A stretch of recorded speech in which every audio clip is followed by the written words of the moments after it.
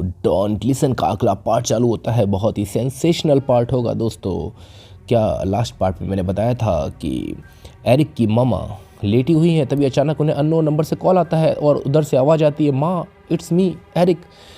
तो वो उसकी जो माँ होती है वो बोलती है इट्स अ प्रैंक। क्या ये कोई शरारत है? प्रैंक का मतलब होता है कोई शरारत। इट्स अ प्रैंक, तुम मेरे साथ मजाक कर रहे हो? बोले नहीं माँ, मैं एरिक ही बोल रहा हूँ, मेरी आवाज़ सुनो माँ, मैं एरिक बोल रहा हूँ। तो उसकी माँ बोलती बेटा तुम कहाँ हो, क्या है? बोले माँ मैं मुसीबत में हूँ, पापा किसी को यहाँ पर लेकर आए हैं। पापा ब्रिंग ओवर, किसी को कहीं लाने को बोलते हैं ब्रिंग ओवर। पापा पापा किसी को यहाँ पर लेकर आए पापा, और मैं बहुत डरा हुआ हूँ। तो उसकी माँ बोलती है कि बेटा तुम कहाँ हो? बोले पापा मम्मी मैं घर में ही हूँ, मैं बेड के नीचे हूँ, मैं बेड के नीचे हूँ मम्मी। तो उसकी माँ कहती है बेटा मैं आ रही हूँ, बेटा मैं आ रही हूँ। अगले सीन में दिखाते हैं राइटर की बेटी केमिस्ट की शॉप पर जाती है कोई दवाई लेने, और वो उस दवाई की दुकान से बाहर निकल ही रही होती है, तभी अचानक रास्ते में एक दरवाज़ा खुला, जो कि खुला हुआ है, उसमें से एक लेडी निकलती है और कहती है come on come on come inside, come on come inside, अंदर आ जाओ, तुम वॉइसेस वाले घर से आई हो ना। और वो लड़की राइटर की बेटी उस घर के अंदर चली जाती है। जब राइटर की बेटी अंदर चली जाती है, उसका पहला सीन जो था मैं बताना भूल गया कि राइटर की बेटी छत पर खड़ी है, तभी अचानक वो चाय पी रही होती है, तभी अचानक वो देखती है कि पेड़ों पर बिल्लियाँ फांसी पर टंगी हुई हैं। बिल्लियों को फांसी दी गई है, पेड़ों पर कई बिल्लियाँ फांसी पर लटकी हुई हैं। ये देखकर वो चिल्लाती है। और अगले सीन में दिखाते हैं कि एरिक के जो फादर हैं वो बिल्लियों को बैरी कर रहे हैं। बैरी यानी होता है दफनाना। राइटर वहाँ पर खड़ा हुआ है और डेनियल जो कि एरिक का बाप था वो मिलकर दफना रहे हैं बिल्लियों को। तो राइटर कहता है मैंने ये पहले भी कहीं देखा है। राइटर कहता है मैंने भी पहले कहीं देखा है कि बिल्लियों को फांसी दी गई, पर मुझे याद नहीं आ रहा है। तो डेनियल पूछता है इसका मतलब क्या है? बोले मुझे नहीं पता, ये कोई ट्रिक भी हो सकती है। ट्रिक यानी होता है कोई चाल भी हो सकती है ना, ये ट्रिक भी हो सकती है। ये सब बिल्लियाँ दफना ही रहे होते हैं, तभी अचानक से एरिक की मम्मी आ जाती है और पूछती है कौन है ये आदमी, कौन है? तो वो कहती है मेरा दोस्त है। डेनियल बोलता है मेरा दोस्त है, और वो बड़ी रूडली बिहेव करती है। अब अगले सीन में दिखाया गया है दोस्तों, ये सीन बहुत खतरनाक होने वाला है। अगले सीन में जब मम्मी, एरिक की मम्मी पहुंचती है, तो आपको याद होगा कि डेनियल ने बोला था कि मम्मी मैं बेड के नीचे छुपा हुआ हूँ। अब ये जो उसकी जो एरिक की मम्मी होती है, ध्यान से सुनिएगा, एरिक की मम्मी जो होती हैं दोस्तों, वो पूरा कमरा छान मारती हैं। सबसे पहले तो वो जाती हैं और बेड के नीचे देखती हैं, पर उन्हें कुछ नहीं दिखाई देता। बेड के नीचे कुछ भी नहीं था दोस्तों, और एरिक की मम्मी बाहर जाने लगती हैं। पर तभी अचानक से एरिक बैठा नजर आता है। वो एक खिलौने से खेल रहा है, एक ट्रांसफार्मर वाला खिलौना जिसमें से आवाज़ें आ रही हैं फ्रीक्वेंसी की, और वो खेल रहा है और उसका मुंह दूसरी तरफ है। अब एरिक की मम्मी उसके पीछे खड़ी हुई है और वो पीछे से खिलौने से कुछ खेल रहा है। तभी अचानक एरिक की मम्मी अपना हाथ उसकी पीठ पर रखती है और वो बेड के नीचे चला जाता है एरिक, और गायब हो जाता है। एरिक की मम्मी बहुत डर जाती है। अब एरिक की मम्मी बेड के नीचे झुक रही हैं, धीरे धीरे वो बेड के नीचे झुकती हैं।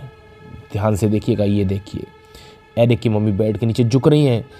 अचानक उन्हें एक पाँव उल्टा और एक पाँव सीधा नजर आता है, एक बूढ़ा सा पाँव। जब एरिक की मम्मी वापस ऊपर देखती हैं तो यहाँ पर कुछ नजर नहीं आता है। अब एरिक की मम्मी दोबारा नीचे देखती है, दोबारा, अब की बार दोनों पैर सीधे हो चुके होते हैं, और जब एरिक की मम्मी ऊपर अपना सर उठाती है तो कोई भी नज़र नहीं आता है। फिर एरिक की मम्मी झुकती हैं। अब इस बार बताया गया है कि एक पैर ऊपर उठ जाता है बेड के ऊपर, एक पैर नीचे दिखता है, उन्हें एक ही पैर दिखता है। अब वो जब ऊपर उठती है तो उन्हें कुछ नज़र नहीं आता है। वो घबरा जाती हैं, वो जाने वाले ही होते हैं, तभी बोलती हैं, एरिक बोलता है मम्मी, और जब वो देखती है तो एरिक बेड के नीचे वापस चला जाता है। अब जब वो फिर बेड के नीचे देखती हैं तो उन्हें कुछ नज़र नहीं आता है। अचानक से वो पीछे की तरफ मुड़ती जाती हैं। देखिए, आपने देखा कि एरिक बेड के नीचे चला गया, यहाँ उसकी मम्मी बैठी हैं और वो नीचे देख रही हैं, पर उन्हें कुछ नज़र नहीं आता है। वो थोड़ा पीछे की तरफ झुकती हैं, तभी दिखाया गया एक चुड़ैल टाइप की औरत अपने हाथ, जिसके हाथ नुकीले हैं, वो अपने हाथ एरिक की मम्मी के सर पर रखती हैं और उसका मुंह दबा देती हैं। ये सीन यहाँ पर ख़त्म हो जाता है। अगले सीन में दिखाया गया है कि राइटर और डेनियल बात कर रहे हैं, तभी अचानक राइटर की बेटी आके कहती है पापा ये जो है ना, ये जो पूरा प्लेस है 300 साल पहले एक कोर्ट था, 300 साल पहले एक कोर्ट था और यहाँ पर इनोसेंट का मतलब होता है दोस्तों, इनोसेंट का मतलब होता है निर्दोष लोगों को सज़ा दी जाती थी। बोले ये तो फिर हमें ऐसी बिल्लियाँ क्यों दिख रही हैं। राइटर जो होता है ना वो अचानक से मोबाइल में देखता है, कहता है ये देखो मैंने पहले भी कहीं देखा है, ये देखिए ये देखो फ़ोटो दिखाता है बिल्लियों को फांसी दी गई है। तो डेनियल बोलता है ये इसका मतलब क्या हो सकता है। बोले ये अपने को एक थ्रेट दी गई है, वार्निंग दी गई है। क्यों दी गई है? क्योंकि आप किसी की टेरिटरी में, टेरिटरी जानते हैं, देखिए टेरिटरी का मतलब होता है किसी का क्षेत्र, उसमें आप इनक्रोच करना जानते हैं। इनक्रोच का मतलब होता है ज़बरदस्ती घुसना या अतिक्रमण करना। आपने अक्सर देखा होगा कि पुलिस वाले जो अपन मान लीजिए दुकान के बाहर कुछ एक्स्ट्रा अपन कुछ सामान वगैरह रख लेते तो उन्हें हटा देते हैं, तोड़ देते हैं, उसे बोलते हैं इनक्रोचमेंट ड्राइव, मतलब डिमोलिश करते हैं इनक्रोच को। तो इनक्रोच का मतलब होता है किसी पर अपना कब्जा जमा लेना। तो अगर आप किसी की टेरिटरी में चले गए हैं तो ये थ्रेट भी हो सकती है। राइटर की बेटी बोलती है कि ये इंक्विजिशन होता था यहाँ पर। इंक्विजिशन जानते हैं दोस्तों?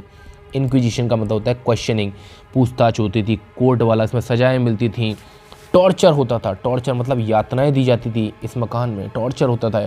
कई इनोसेंट लोगों को इनजस्टिस मिलता था।